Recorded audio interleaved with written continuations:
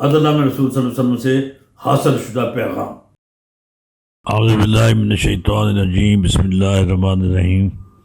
محترم ناظرین و سامعین، السلام علیکم ورحمۃ اللہ وبرکاتہ۔ عدل میں رسول صلی اللہ علیہ وسلم کے ضمن میں پروگرام جاری ہیں، اور اس سلسلے میں ہم نے 3 پیغامات نشر کر چکے ہیں۔ آج چوتھا پیغام نشر ہوگا۔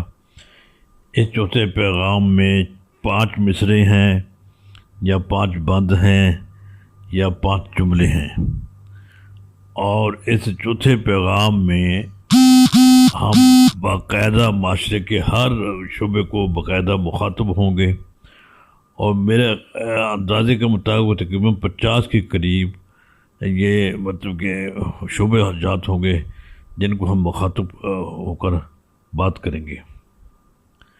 اس میں آج سب سے پہلے جو 5 شعبے ہیں جن کا، یعنی شعبے کے افراد جن کا چناؤ کیا گیا، اس میں سب سے پہلے حاکم ہے، اس کے بعد شوہر ہے، بیوی ہے، باپ ہے اور ماں ہے۔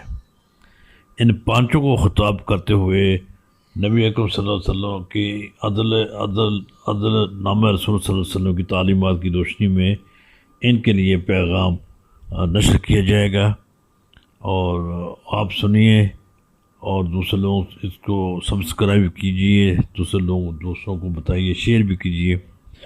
اب آپ کے سامنے پیغام نمبر 4 پیش کیا جائے گا۔ اس کے بعد دوسرے پیغامات روزانہ نشر ہوتے رہیں گے انشاءاللہ العزیز۔ اب آپ سنیے پیغام نمبر 4۔